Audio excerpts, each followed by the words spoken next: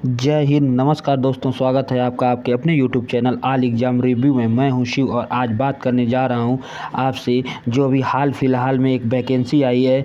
बहुत ही ज़बरदस्त वैकेंसी है जिसका अपडेट मैं आपको देने जा रहा हूं, तो वीडियो को पूरा देखिएगा। अगर वीडियो अच्छी लगे तो लाइक शेयर एंड सब्सक्राइब कीजिएगा। तो चलते हैं हम जो वैकेंसी आई बात करते हैं। तो हाल फिलहाल में एक SSB की वैकेंसी आई है जो जिसे का फुल फॉर्म होता है SSB यानी सशस्त्र सीमा बल में हेड कांस्टेबल मिनिस्ट्रियल की वैकेंसी जो आई है। SSB हेड कांस्टेबल के अंदर मिनिस्ट्रियल की वैकेंसी आई है।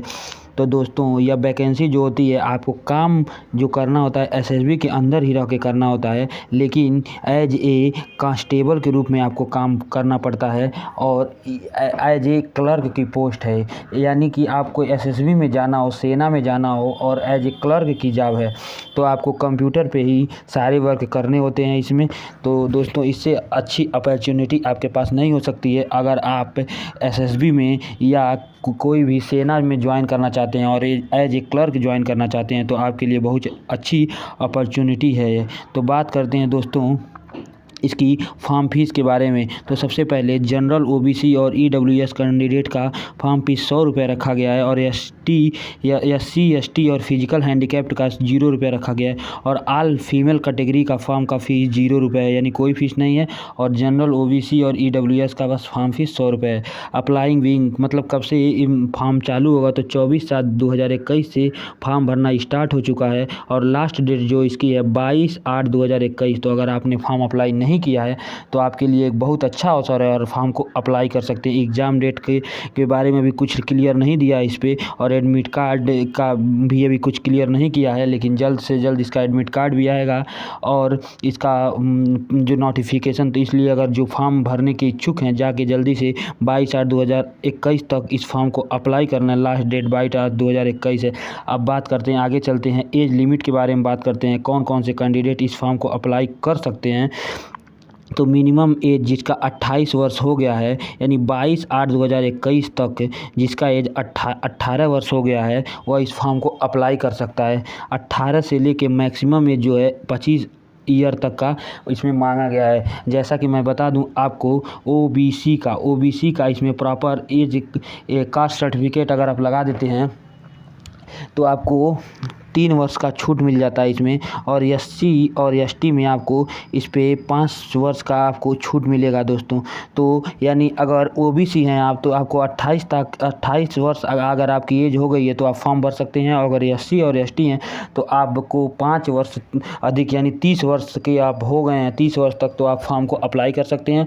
और एज लिमिट एज ऑन 22/8/2021 यानी 22/8/2021 तक यह एज लिमिट आप क्रॉस ना किए हो तो आप फॉर्म भर सकते हैं।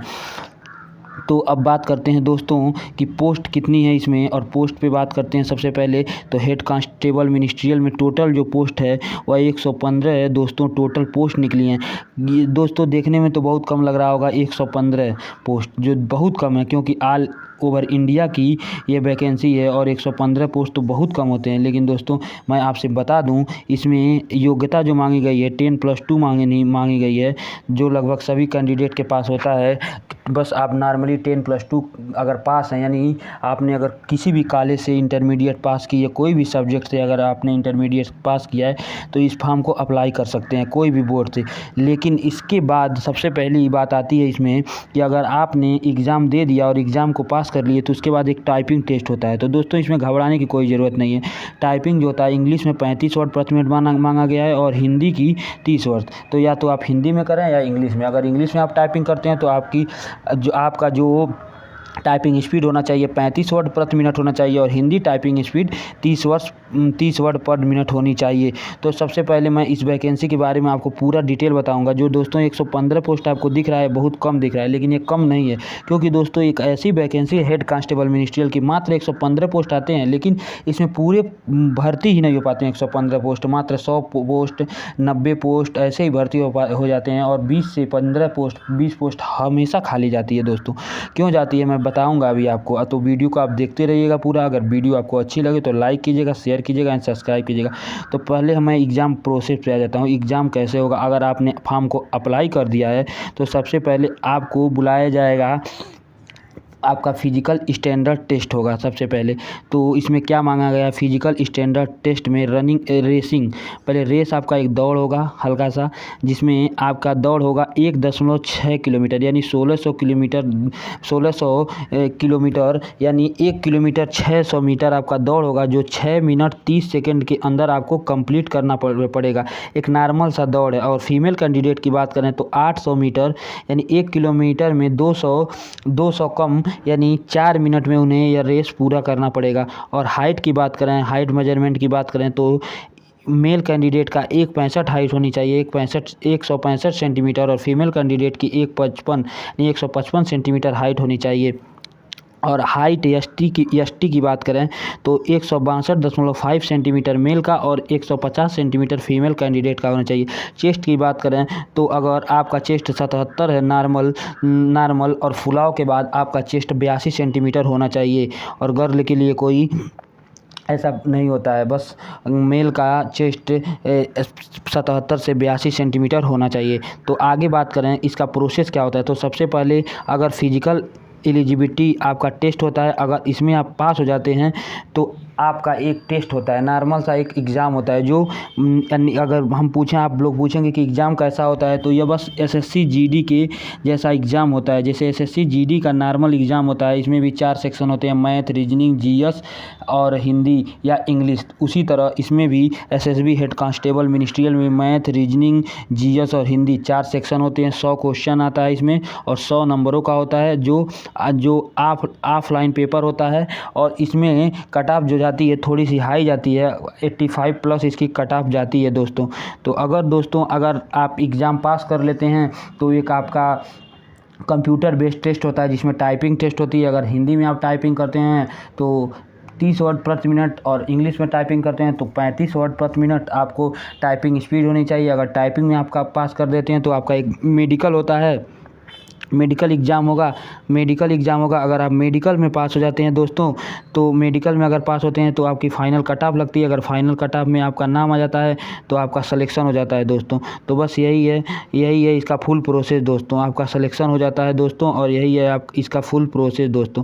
तो इसमें कोई दिक्कत की बात नहीं है, आप इस फॉर्म को अप्लाई करिए और एक बार आप जाइए, पहले इसका फिजिकल एलिजिबिलिटी टेस्ट दीजिए जो सबसे पहले होगा। अगर फिजिकल एलिजिबिलिटी टेस्ट में अधिकतर स्टूडेंट इसमें पास हो जाते हैं तो आप पास होने के बाद एग्ज़ाम दीजिए। अगर एग्ज़ाम पास हो जाते हैं तो दोस्तों, अब टाइपिंग की बात करें तो अगर आप इसके लिए कोई, पहली बात तो टाइपिंग का कोई सर्टिफिकेट नहीं मांगा जाता है। अगर आप टाइपिंग दे देते हैं जाके वहाँ पे, मान लीजिए आप एग्ज़ाम पास हो गए रिटन, तो 1 से 2 महीने लगेंगे मात्र आपको टाइपिंग सीखने में दोस्तों। तो अगर एग्ज़ाम हो जाएगा तो मैं टाइपिंग के बारे में आपको वीडियो अच्छी प्रोवाइड कराऊंगा। उसके बाद आपको टाइपिंग सिखाने की जिम्मेदारी पूरी मैं लेता हूं कि आपको कैसे कैसे टाइपिंग करना है, और मैं पूरा आपको डिटेल से बताऊंगा दोस्तों। तो टाइपिंग में कोई दिक्कत नहीं है। अगर आपका रिटन एग्ज़ाम क्लियर हो गया तो समझिए इसमें आपकी सिलेक्शन की पूरी आपकी गारंटी है दोस्तों। तो ऐसा होता है जिस एग्ज़ाम में सीटें क्यों लास्ट में खाली चली जाती हैं, इसलिए होता है कि जिसने फिजिकल अगर आपका सही है, कई लोगों का तो एग्ज़ाम नहीं सही होता। अगर एग्ज़ाम सही है तो उनका टाइपिंग नहीं हो पाता, इसी वजह से लोग इसमें बाहर हो जाते हैं दोस्तों। तो आपको इस वैकेंसी पे नज़र टिकाए रखनी है और अच्छे से इसकी प्रिपरेशन करनी है, और आसानी से बहुत ईजी लेवल का इसका एग्ज़ाम होता है दोस्तों। तो आप इस फॉर्म को अप्लाई करिए, एग्ज़ाम दीजिए।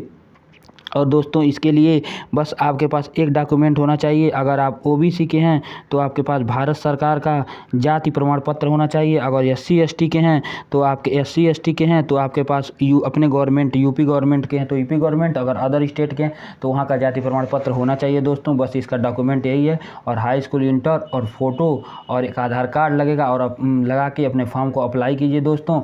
और इसकी प्रिपरेशन करिए दोस्तों। जब इसमें फिजिकल एलिजिबिलिटी टेस्ट चालू होंगे, जब इसका एडमिट कार्ड आएगा तो मैं आपको लिए इन्फॉर्मेशन लेके आ जाऊंगा दोस्तों।